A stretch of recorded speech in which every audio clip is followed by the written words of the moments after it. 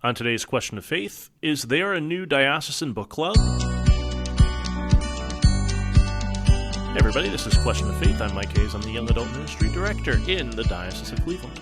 And I'm Father Damien Ferentz, the Vicar for Evangelization. And I'm Maria Wancata, the Marriage and Family Ministry Specialist. And Maria's back. Always good to have you. First time in the new studio. Yeah, oh, that's right. Yeah. What do you think? It's bigger. Fancier. Yeah, eventually people will be able to see it because we do have a screen here and we do have lights and we can illuminate this room with blue or all the colors actually. Yeah. But eventually we'll get to maybe for our 100th episode, huh? Yeah, it's something like that. I was talking with our communications folks today, and they said that they were going to be able to give us some controls for the video in here, so you'll also be able to see us, at least snippets of the program. That'd be cool. That'd be On great. YouTube from now and from probably a couple more episodes away. Cool. So Maria, you're the Marriage and Family Specialist in the Diocese of Cleveland. You work in the Marriage and Family Life Office. And it sounds like there is some sort of diocesan-wide book club or study. So tell us about it. What's going on? Yes. So for the month of September, the 4 Thursdays in September, across 5 parishes simultaneously, we are going to dive into Abigail Favale's book on the Genesis of Gender. And we have 5 facilitators at each location. So across the diocese, people will be partaking in reading this book and learning more about kind of how we got to this spot where people kind of question gender or not quite understand how we got here, but also within that reflecting internally on what it means to be a human person in God's creation and how that relates to our relationship with God. Yeah. So self-reflection, but also kind of learning culturally and historically, how we're here. And who's the author of this book? Dr. Abigail Favale. She published the book last June, so June 2022, and within that time frame is now a professor at Notre Dame at the McGrath Institute. But when she wrote the book, she wasn't even at Notre Dame yet. Yeah. She was at George Fox University, and she's been writing on the topic for some time. I read the book last year. It was the best book that I read, and it's great because she's not only very bright, but she's a good storyteller. She shares her own narrative and her own journey within the book, and it's fairly accessible. Maria said that there'll be 5 parishes in the diocese that are hosting. In the Diocese of Cleveland, we actually have 8 counties. So in choosing the parishes, we wanted to make sure that all the counties were covered. So we have a parish, so St. Columkill is in Cuyahoga County in Parma. Yep. In Medina, Wayne Ashland, Medina is Sacred Heart, right, in Wadsworth. Yep. In Summit County, St. Mary's Hudson. Yep. Lake Geauga is St. Mary's Chardon. And out in Lorain County is Holy Trinity in Avon, right? Yep. And then, Maria, you are one of the facilitators, and you'll be out in Avon. I'll be at Holy Trinity. And tell us about the other 4 facilitators. All right, so moving down at Sacred Heart will be Jen Ricard. So we are co-hosting this with Theology of the Body Cleveland. And then at St. Columkill will be Dr. Beth Rath. My colleague, philosopher. And then St. Mary Hudson will be Dr. Matt Jordan. And then he's also a philosopher, but he's the Dean of Humanities at Cuyahoga Community College. Yeah. And then Dr. Joel Johnson will be at St. Mary Chardon. Also a philosopher. Yeah, so we have some philosophers and some lay folk, and Jen, who runs her own ministry, totally dedicated to Theology of the Body catechesis. So if someone wants to join this book study, how do they go about joining? So tobcle.org.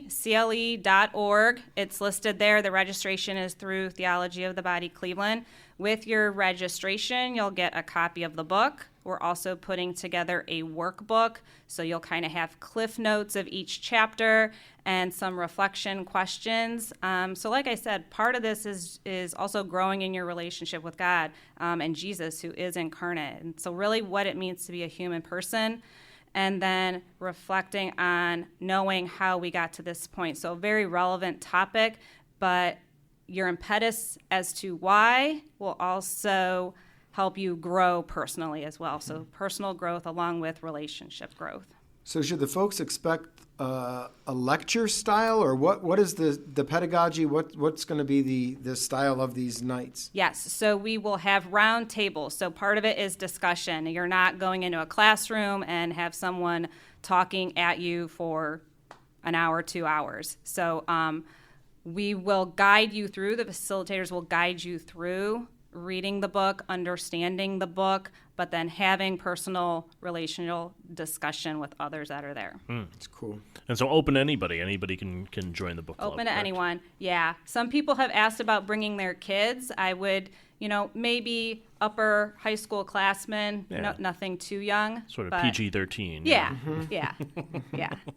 And so Abigail Favale has been in an ongoing conversation / debate with another theologian from St. Louis University. Her name's Elizabeth Sweeny Block. Oh, yeah. And you could probably find these conversations online. I think maybe you could get a few free articles from America if you give me your email or something.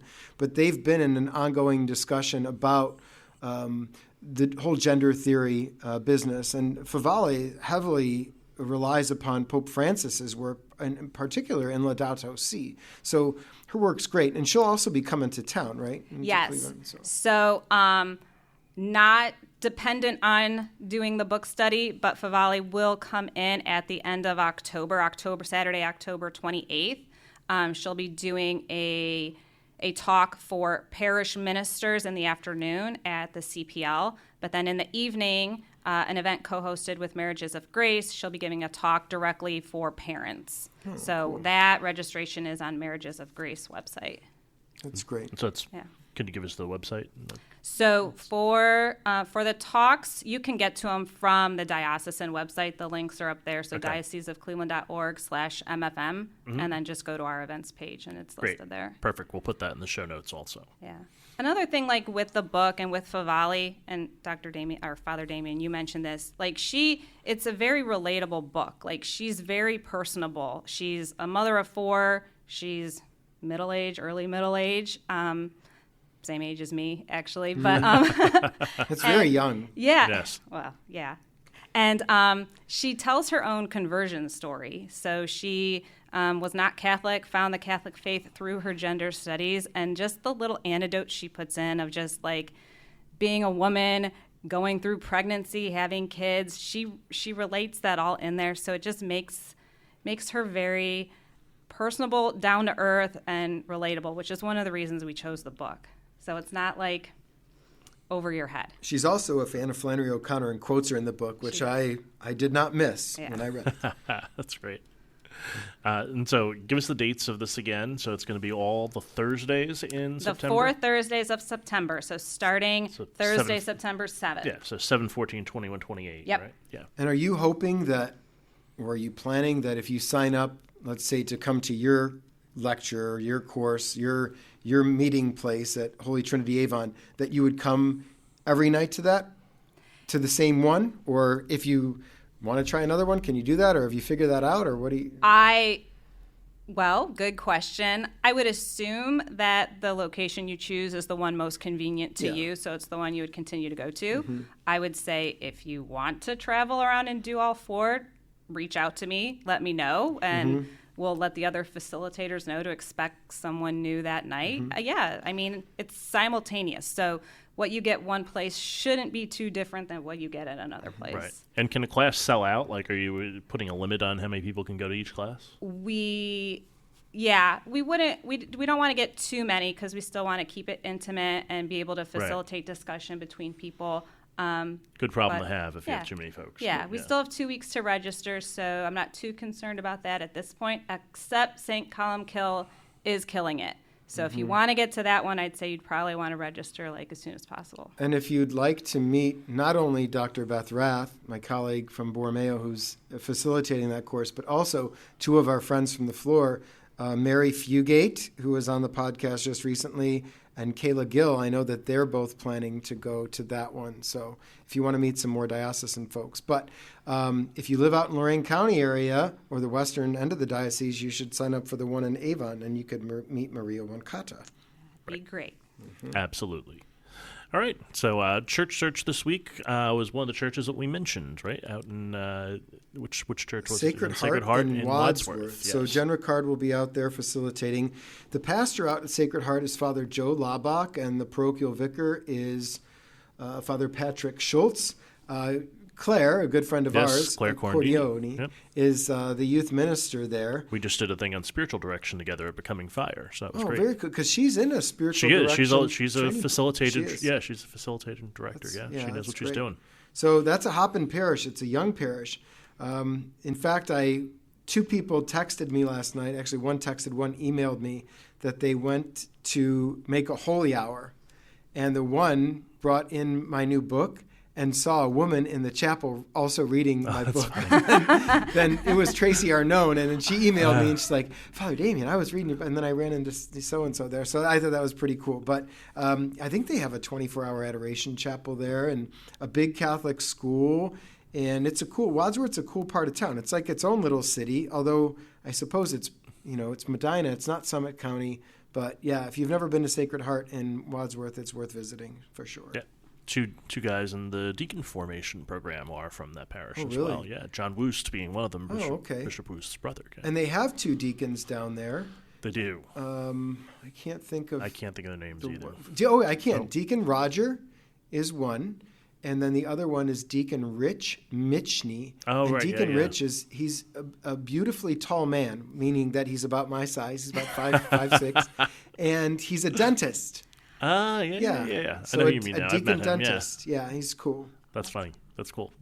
All right, and then this weekend's readings, a 21st Sunday in Ordinary Time. I'm going to take a look at the Gospel here and say, who do people say that the Son of Man is? They replied, some say John the Baptist, others Elijah, still others Jeremiah or one of the prophets. But he said to them, but who do you say that I am? Ooh, provocative question. Mm-hmm. And later on in the Gospel, Jesus, gives the keys of the kingdom to Peter. And at this point, Peter still will deny him. Yes. And then the Lord will have to forgive him. But I always think that that's so beautiful that those parts of the Gospel were not whitewashed out, that Peter knows what it's like to fail and sin, yet the Lord entrusts him with a mission. And Peter eventually lays down his life in the same way that our Lord did, except upside down. Right. So how about you, Maria? I love this gospel, and I think whenever I'm going through a tough time, or I think something is bad in the church, or something just doesn't seem to be going right, and the gates of hell will not prevail against it. It's like inspiration to me. Anything that happens in this world, the Holy Spirit is guiding the church, and you don't have to worry too much. I mean, worry, but it's not all up to you. Yeah, absolutely. It's comforting. Yeah, indeed.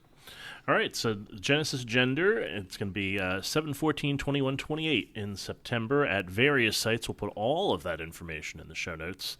And, I might head out to Avon. I have to see what my schedule is, but I'll go to yours. If make an appearance, Mike. Yeah, I'm going to try to go. When I was a parish priest at St. Mary's in Hudson, I used to run a summer book club, and one of my favorite things about it was the community built around it. So hopefully you get older folks and middle-aged folks, and maybe you get some young adults and teens, and you get to make new friends. Yeah. We're in a world where people are lonely and sometimes don't have community. Reading a book, studying a book together is a great way to make community and be part of community and make some new friends. Yeah, and sometimes just talking about things with people, who might not see things the way you see them is a good way to kind of, reinforce your own thoughts about these things, or also discover some new ways of looking at things. Yeah, everyone will have a different insight, and I think we all can learn from each other. And talk like adults, as I like to say. Let's talk like adults. We talk like adults here, and we'll talk like adults here some more next time on Question of the Week.